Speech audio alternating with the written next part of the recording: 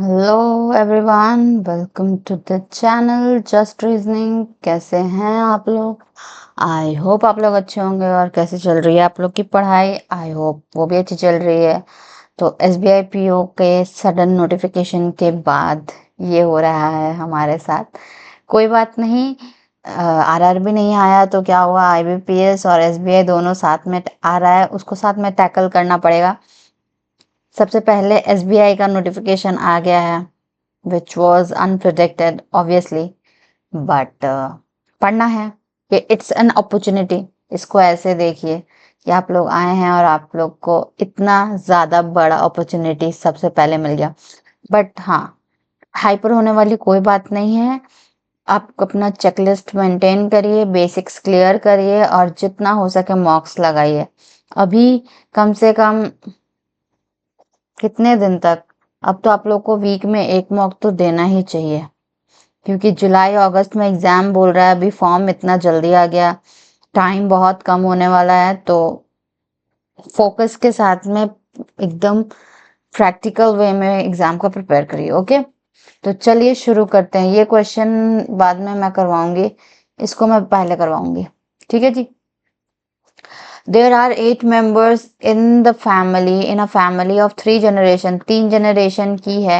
मैं आज फिर से ब्लड रिलेशन का क्वेश्चन लेकर आई हूँ, ठीक है। इसमें 3 जनरेशन ऐसे डिनोट होता है, एक सिंगल लाइन होता है बाय द वे। मेल को हम लोग प्लस से डिनोट करते हैं, फीमेल को हम लोग माइनस से डिनोट करते हैं। ये बेसिक्स हो गया और सारे मैंने करवाए हुए हैं, पूरा का पूरा एक प्लेलिस्ट बना हुआ है, you can watch. Okay, and 3 married couples in a family, ठीक है। आप लोगों को मैं एक सजेशन दूंगी कि अगर आप लोगों ने मेरे सारे वीडियोस देखे हैं तो आप लोगों ने जरूर उसको सीखने के बेसिस पर देखा होगा। बट अब आप लोग क्या करिए, उन वीडियोस के क्वेश्चन को, सिर्फ वीडियो को स्टार्ट करिए, उसके क्वेश्चन को देखिए, पॉज करिए, टाइमर लगाइए और उसको सॉल्व करिए। अगर आप लोग बना पा रहे हैं बिना वीडियो देखे, जो अभी तक के मेरे चैनल पर 50-60 वीडियोस हो चुके हैं, तो वो 60 वीडियोस को अगर आप लोग बस पॉज करके 3 मिनट का टाइम लगाइए, 3 मिनट पजल में 3 मिनट का टाइम लगाइए, 2.5 मिनट में कर पाए तो वेल एंड गुड है। बट अभी 3 मिनट का टाइमर लगाइए फोन में और चेक करिए, ठीक है, कि आप लोग इसमें 3 मिनट में सॉल्व कर पा रहे हैं कि नहीं। वही सारे क्वेश्चंस, क्योंकि it's all about practice. Okay, आप लोग को नए क्वेश्चंस कहीं से भी आने वाले नहीं है, आप लोग को प्रैक्टिस पर प्रैक्टिस पर प्रैक्टिस करना है। जितना मोर आप प्रैक्टिस करेंगे उतना ही ज्यादा आप के चांसेस बढ़ेंगे। ओके, मुझे बस ये आपको बताना था, क्योंकि एसबीआई पीओ से रिलेटेड अभी बहुत सारा मार्केट में हाइप होगा कि क्या करना है, कहाँ से क्या करना है, क्या करना है, तो मैंने थोड़ा सा प्रैक्टिस के लिए बताया। बाकी बात तो मॉक टेस्ट ऑब्वियसली करने ही है। अगर आप लोग बोलेंगे तो मैं एसबीआई का 50 डे का, 50 डे भी नहीं है एक्चुअली, बट मैं 50 डे मान के चलूंगी, 30-40 मैं तो बोलूंगी अगस्त तक आएगा। 40 डे का एक प्लान का वीडियो मैं बनाऊंगी अगर आप लोग बोलेंगे तो।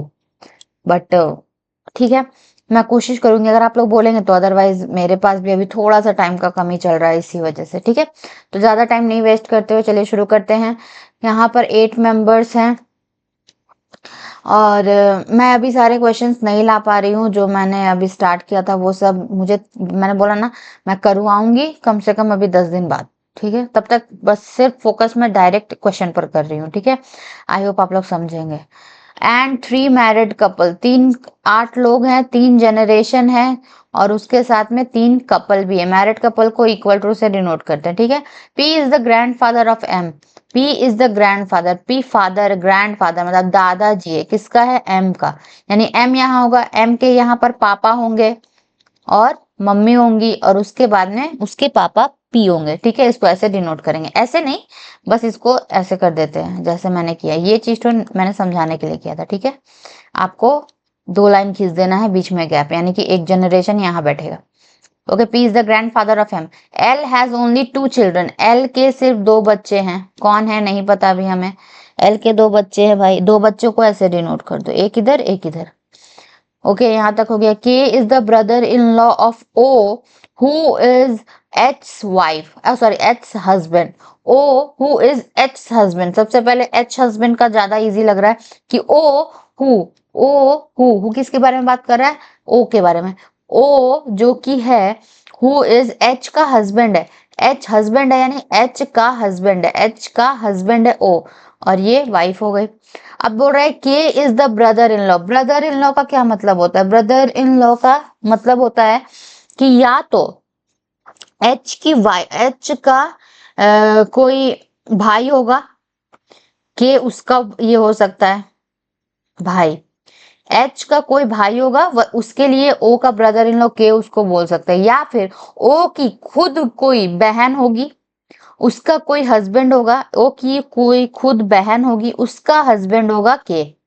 ये दो पॉसिबिलिटी होता है ब्रदर इन लॉ का, ठीक है, हस्बैंड का वाइफ भाई या फिर बहन का हस्बैंड, इसको ब्रदर इन लॉ बोलते हैं, ठीक है। तो अब दोनों में से क्या होगा अभी हम लोग को पता नहीं है, तो बस ऐसे सोच के इसको यहाँ तक रखते हैं, ठीक है जी।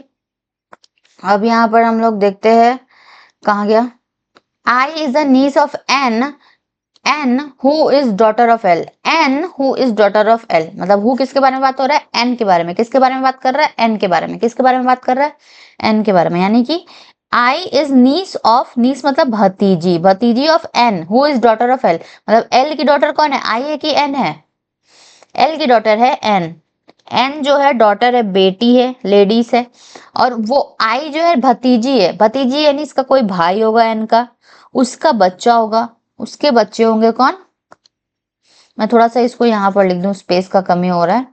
यहाँ पर क्या था, एल के दो बच्चे थे, एन जो है यहाँ पर डॉटर ऑफ एल बोल दिया है। अब इसके बाद में क्या बोला है, आई भतीजी है, भतीजी कैसे हो सकती है, इसका कोई भाई होगा एन का, उसकी बेटी होगी आई, भतीजी मतलब लड़की है, बस इतना, ऐसा कुछ डायग्राम बनेगा। के हैज ओनली वन सन, के जो है वो कहाँ पर है नहीं पता, बट उसका बस ओनली वन सन है, एक बच्चा है, लड़का है, ठीक है, और के खुद भी लड़का है इतना तो पता ही है, ब्रदर इन लॉ है मतलब लड़का है, ठीक है। O is the brother of N, बस कनेक्टिंग द डॉट्स, ठीक है, O is the brother of N, N का ब्रदर कौन हो गया, ओ। अब ओ से यहाँ रिलेशन में जो था उसको लिख दे, ओ हस्बैंड था एच का, ठीक है।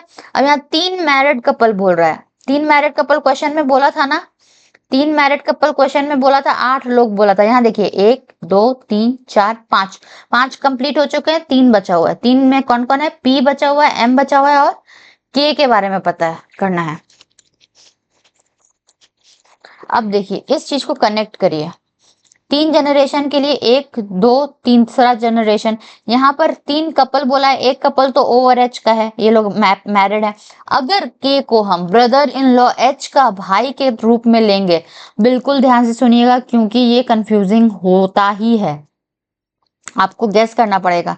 अगर के को हम लोग एच का भाई के रूप में लेंगे तो फिर इसका तो हस्बैंड वाइफ के बारे में हम लोग को कुछ पता नहीं रहेगा, पता रहेगा क्या, नहीं पता रहेगा, कहां से लाएंगे, इसके बारे में कहीं कुछ नहीं है। लेकिन ब्रदर इन लॉ ही चाहिए तो हम लोग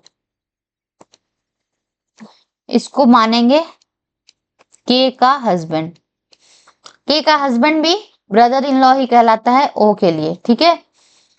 अब ओ के लिए जो है ये ब्रदर इन लॉ है, यहाँ पर बोला ओ का एक सन है, आई तो लड़की थी, देखिए अब ये डॉट को कनेक्ट करिए, कितना हो चुका है लोग, 1 2 3 4 5 6, 6 हो चुका है, 2 जन का जरूरत है, ये वाला इसको इरेज कर दे, 2 जन का जरूरत है, ये पी और एम को सेट करना है, पी और एम को सेट करना है, 2 कपल्स हो चुके हैं, एक कपल बचा हुआ है, वो कपल यहीं पर होगा ना, एल ये पी की वाइफ होगी, पी हस्बैंड होगा, एल वाइफ होगी, ये लोग की मदर होगी एल, ऑब्वियसली 3 मैरिड कपल था, 3 कपल बन गया। अब के जो है एम यहाँ पर हो जाएगा, तो एम ग्रैंडफादर हुआ ना, सॉरी पी ग्रैंडफादर हुआ एम का, मैटरनल साइड से ही हुआ बट हुआ तो, ठीक है, ग्रैंडफादर ओके।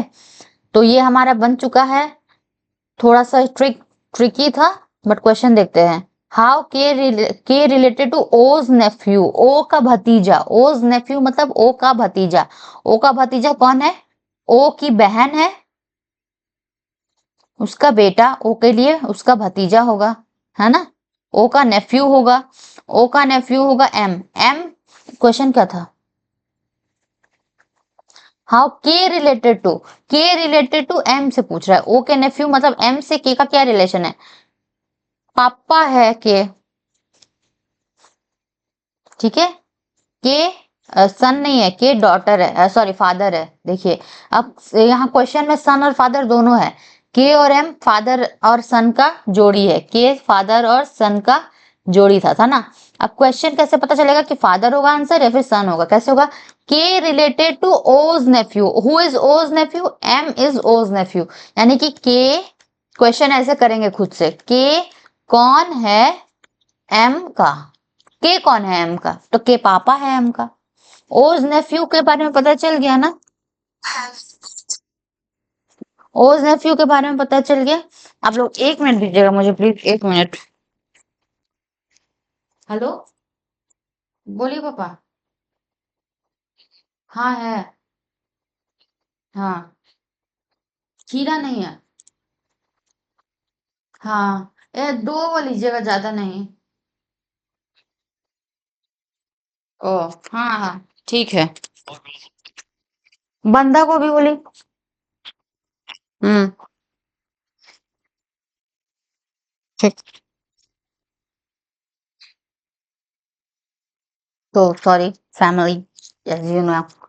तो मैंने सोचा मैं म्यूट कर दूं, बट इट्स ओके। चलिए ठीक है, यहाँ पर समझ में आया कि ये कौन है एम का, ऐसे पता करना पड़ता है क्योंकि फादर और एम सन दोनों का ऑप्शन दिया हुआ है। ऑप्शन कैसे एलिमिनेट करते हैं, राइट आंसर कैसे टिक करते हैं, कंफ्यूजन हो जाता है अगर आप बिगनर हैं तो ऐसे करके खुद से क्वेश्चन पूछेगा। ओके, क्वेश्चन 1 का आंसर सी हो गया। Who is daughter in law? Daughter in law मतलब का क्या होता है? बहू of eyes grand mother. Eyes grand मतलब आई की दादी। आई की ग्रैंड मदर कौन है? आई के फादर है ओ। आई की ग्रैंड मदर कौन है? फादर के मदर, एल। अब एल की डॉटर इन लॉ कौन है? डॉटर इन लॉ मतलब की बहू, एल की बहू कौन है? एच है, ठीक है। Who among the following is cousin of I? Cousin of I, I का कजन कौन है? एम है ऑब्वियसली। कजन का मतलब होता है चचेरा भाई बहन, यही लोग है। फुआ का बेटा is called cousin, M. Answer देखते हैं, B, B D C, B D C, ठीक है। तो इस तरह से हमारा ये ब्लड रिलेशन कंप्लीट हुआ। आप लोगों को कैसा लगा वीडियो जरूर बताइएगा, और वीडियो अच्छा लगे तो चैनल को सब्सक्राइब करिएगा, वीडियो को लाइक करिएगा, और एसबीआई पीओ की तैयारी हम लोग साथ में करेंगे। मैं कोशिश कर रही हूँ अब भी डेली वीडियो डालूं, और अगर नहीं डाल पाई तो 2-3 दिन प्लीज बेयर विथ मी, मैं उसके बाद से कंटिन्यू वीडियो जरूर डालूंगी, ठीक है। तो इसी वजह से इसके साथ में हम लोग रेडी रहते हैं, तब तक हम लोग मैथ्स पढ़ सकते हैं अच्छा से। मैथ्स भी बहुत इंपॉर्टेंट है, इक्वली इंपॉर्टेंस रखता है, ठीक है। आई होप आप लोगों को ये वीडियो पसंद आया हो। मिलते हैं नेक्स्ट वीडियो में। Thank you for watching everyone.